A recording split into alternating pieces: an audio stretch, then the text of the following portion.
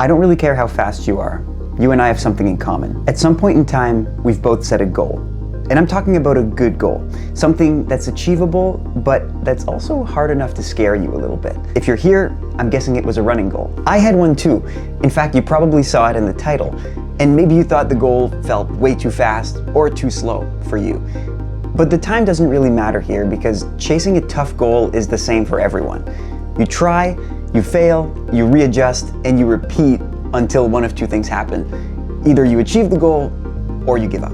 So this video is about how I finally broke 30 minutes for 10K after trying and failing for the last 4 years, and the small training and lifestyle changes that I made to finally get there.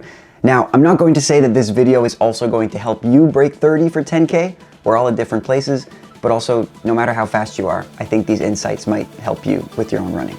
So let's do it.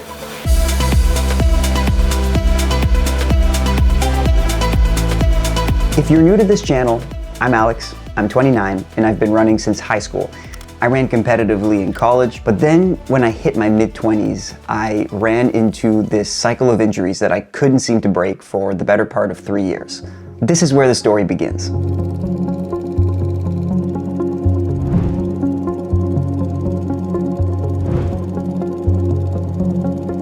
So it's 2021, I'm 26 years old, and I'm convinced that competitive running is behind me.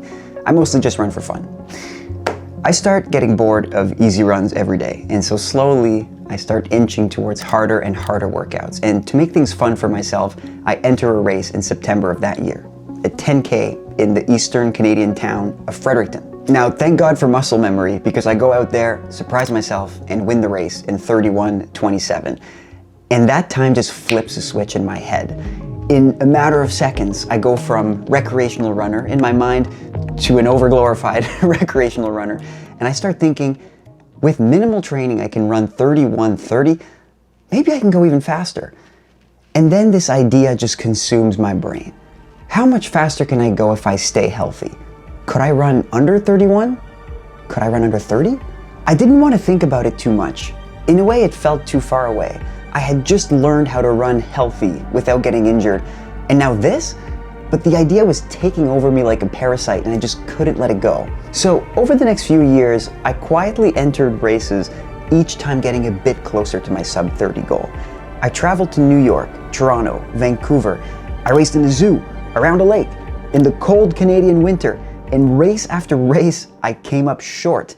And slowly, what started as a fun challenge began to feel like an early failure. Before I knew it, it was 2025.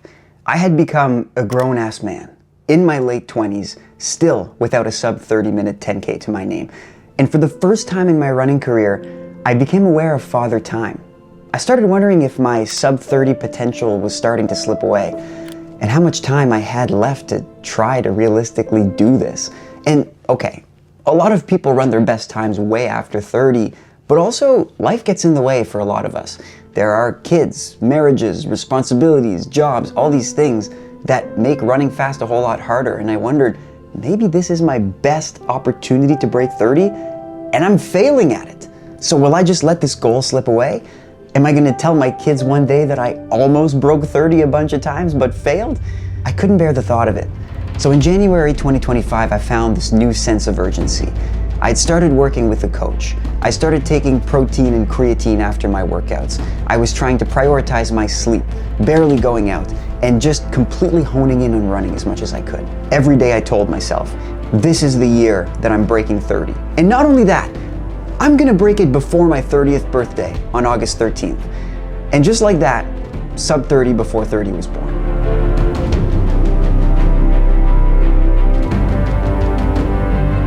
I found a race where I could do it, the McCurdy's Micro Race Series 10K, which has a flat course that loops for 3 miles around a lake just outside of New York City. It was the fastest race I could find.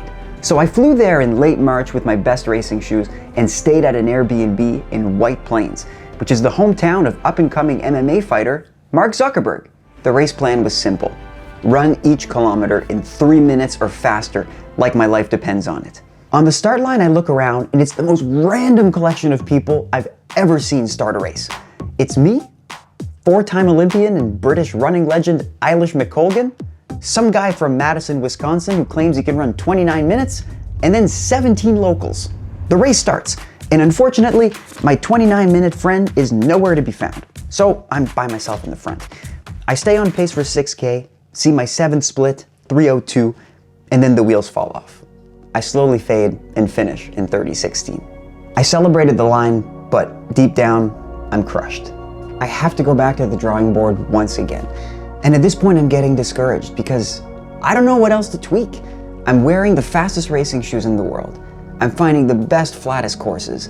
I think my nutrition is near perfect, and still I can't get under 30. I start to convince myself that I've hit my peak, and that if so, 30:16 really isn't a bad time. I can retire happy with that. And I mean, if I give up on my goal, no one else is really gonna know except for me, right? And that's the worst person who can possibly know.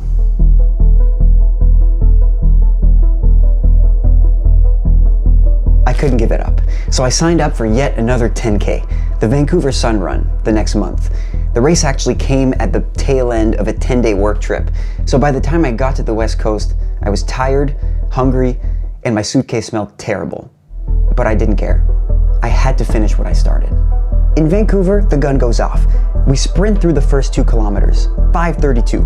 Yikes, 28 seconds under pace. Okay, chill out. I look around, I'm way out of my league. Some of the guys around me have gone to the Olympics, and I feel moments away from transforming back into a pumpkin. We passed the 5K mark in 14:35. I have trouble believing my watch. I cover 6K, 7K, 8K, still with 20 seconds in the bank, but I'm starting to suffer, and there's a hill to climb. At 9K, my legs are spent. I'm breathing hard, bleeding seconds, but we make the final turn, and to my surprise, it's downhill. The finish line's a straight shot away. I see the clock ticking from a distance, but I can't really make out the numbers. It seems fixed at 29 something, and I can't tell. So I just sprint down the last straightaway and cross the finish line. 29:41, goal achieved, with 19 seconds and 108 days to spare. I was thrilled after that race. It's probably one of the top 3 moments of my life in running. I was so happy. And soon after the race, I started thinking, what was different this time? I've tried this so many times. I've always failed at going under 30. What changed? And the more I thought about it, the more it became clear to me what had been different this time. And it's a variety of things. So let's get into it. So one of the main changes that I made this year was actually that I hired a coach. So I had been self-coached for about 5 years before this, and I think my own training plan for myself was becoming stale. I was doing a lot of the same workouts, I wasn't trying new distances, and didn't really have anyone to challenge my own beliefs. And I actually think that's pretty common in runners who have a good amount of experience, but in fact, I thought I really benefited from someone coming in and challenging what I thought I knew. So shout out to my coach, his name's John LaFranco. He's taken my training plan, I've offloaded all of those duties to him, and he's implemented some things that I never would have put for myself. And I'll get into those in a second. But I think that that's something that runners should consider, especially if they've been doing the same thing for years, because that's how you stagnate, when you don't change anything. A second big thing that I changed, currently I take 1 day off per week. In previous blocks, I would just run every day, and now I just am pretty religious with, usually it's the Friday, but it doesn't really matter, 1 day off. I find it helps me recharge, and so around that day off, I can put in some pretty big chunks of training. So big days on Tuesday, Wednesday, Thursday, for example, recharge on Friday, and then I'm good to go for Saturday. Next up, let's talk about mileage. Everyone wants to know about mileage. So you might actually be surprised at how low my mileage was. So in this build for this 10K, so in the, call it 13 weeks before this sub 30, I ran an average of 100 kilometers a week, so something like 65 miles. And my biggest week was roughly 117 kilometers, so 75 miles. And the volume wasn't all that high because we had to keep some energy for the intensity. And when I say the build was intense, I'm saying that it wasn't limited to 2 to 3 workouts per week, because that's pretty standard. We implemented a little bit of threshold inside of easy runs. So back up. Threshold running is all the rage right now in the world of elite distance running. It's basically how much threshold running can you fit into your week of training. That's been popularized by the Norwegians. I'm thinking of the Ingebrigtsens, and now we're trying to like fit as much threshold as we can in my training. So the way we did it was this. Say I have an easy run on Monday, Wednesday, and Saturday. In each easy run, I have this little cut down of 5 minutes of threshold running. So again, the pace you can hold for an hour, 2 minutes easy, 1 minute of threshold running, 2 minutes easy, 2 times 30 seconds, 2 times 15 seconds. Now, if this exhausted me, it meant that I went out too hard. It's supposed to be done at a very controlled pace, but still raise the heart rate a little bit and make easy runs a little bit tougher. So on most days, I would touch a little bit of intensity. Okay, next up is nutrition. So I would have called my nutrition habits before this build fine. Like I ate my vegetables, I had my meats, I take an iron supplement because I used to deal with iron issues, but I still don't think that I was paying much attention to what I consumed after workouts. And that's an important time to consume. So this year what I changed, I started taking protein and creatine after each workout and after a while each run, because my runs became a bit longer and I was getting tired, and so I made sure to fuel enough. If you're interested, the protein and creatine supplements I took were from Momentous. I also cut my alcohol intake to nearly 0. Now, this is kind of controversial, and do what you want. I'm not telling you what to do, but I just found that it helped me. So I would go and have a drink with friends every now and then, and to me that didn't really affect anything. But I tried to keep big nights out at a minimum. And the reason I did that was to try and get better sleep, which I think is no pun intended, the sleeper out of all this. It's the element of training that people don't really talk about when trying to find out what gives you an edge in performance. We often talk about supplements or different types of training methods. None of it works if you can't sleep well. So I made an effort to be regular with my sleep. It's not that complicated. I would try to go to sleep around the same time every night. Then I would wake up roughly the same time the next morning and fell into this nice routine. Now, it's never perfect. Like life gets in the way sometimes and we have other priorities too other than running, so sometimes I'd go to sleep way late. But when I would fall into that situation, when for whichever reason I'd have 4 or 5 hours of sleep in one night, well then I would adjust my workout time the next day. There was no more trying to be a hero and work out hard the first thing in the morning like we used to do in college.